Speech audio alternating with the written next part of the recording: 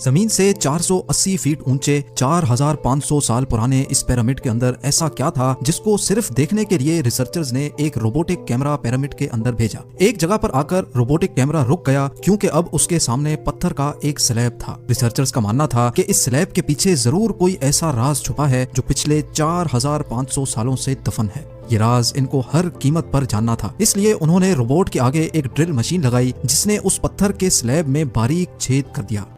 अब इस छेद के अंदर एक कैमरा भेजा गया जिसने स्लैब के उस पार एक ऐसा मंजर देखा जो पिछले 4500 सालों से किसी ने भी नहीं। नाज़रीन, मिस्र यानी इजिप्ट में टोटल 138 ऊंचे तरीन पिरामिड्स मौजूद हैं जिन्होंने पिछले हजारों सालों से दर्जनों अर्थक्वेक्स और कई खतरनाक तूफान का सामना किया, लेकिन मजाल है इनमें से कोई एक भी इधर से उधर हुआ हो। इनमें से सबसे ऊंचा और बड़ा pyramid the great pyramid of Giza कहलाता है और इस पिरामिड की बेस का एरिया 13 एकर्स है। यानी इस पिरामिड के अंदर हैरत अंगेज तौर पे एक दो नहीं बल्कि पूरी 9 फुटबॉल फील्ड्स आराम से फिट आ सकती हैं। एक एस्टिमेट के हिसाब से इस पिरामिड में टोटल 23 लाख बड़े बड़े पत्थरों का इस्तेमाल हुआ, जिनमें से कई पत्थरों का वजन 50 टन भी था। अगर इसके टोटल वजन का अंदाजा लगाया जाए तो इस पिरामिड का वजन 60 लाख टन है, जो 12 बुर्ज खलीफा के वजन के बराबर बनता है। लेकिन इतने ऊंचे और आलीशान पिरामिड्स बनाने का आखिर मकसद क्या था? हजारों साल पहले जब इंसान के पास कोई टूल्स भी मौजूद नहीं थे, तब इन पिरामिड्स की दीवारों को कैसे इंच बाय इंच लेवल किया गया?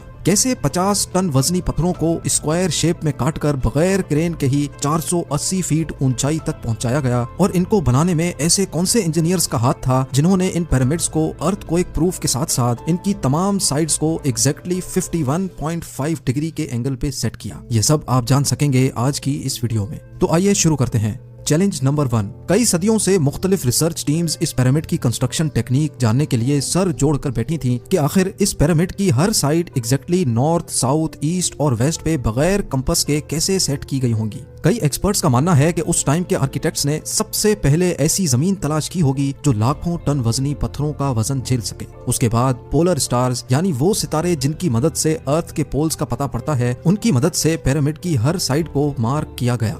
ना कोई कंपास और ना ही कोई ऑप्टिकल इंस्ट्रूमेंट, सिर्फ इस बेसिक टेक्निक से हजारों साल पहले इस पिरामिड की डायरेक्शन सेट की गई और वो भी 0 एरर्स के साथ। Challenge number 2। अगला चैलेंज था जमीन को लेवल करने का। जिस 13 एकड़ की जमीन पर इस पिरामिड को बनना था, उसका लेवल थोड़ा सा भी आउट होता तो 23 लाख पत्थरों के इस पहाड़ का खड़ा होना बिल्कुल भी मुमकिन नहीं था। अब इस जमीन को लेवल करने के लिए उस टाइम के इंजीनियर्स के पास ना ही लेजर लेवलर था और ना ही बबल लेवल। एक्सपर्ट्स का मानना है कि कंस्ट्रक्शन साइट की चारों साइड्स पर खड्डा करके उसमें पानी डाला गया होगा और फिर एक साइड के पानी के लेवल से दूसरे साइड के पानी के लेवल को मैच किया गया होगा। जो जमीन का हिस्सा पानी के लेवल से मैच नहीं कर रहा होगा, उसको छेनी और हथौड़ों की मदद से काट कर लेवल किया गया होगा। कई एक्सपर्ट्स का मानना है कि एंशिएंट इजिप्शियंस ने इस सिंपल टूल का भी इस्तेमाल किया, जिसकी दोनों साइड्स पे लकड़ियां और उसके ठीक सेंटर पे एक रस्सी से पत्थर बंधा हुआ है। अगर पत्थर जमीन से टच हो गया और उसकी रस्सी ठीक सेंटर लाइन पे आ रही होगी तो इसका मतलब है कि बीच की जमीन परफेक्टली लेवल्ड है।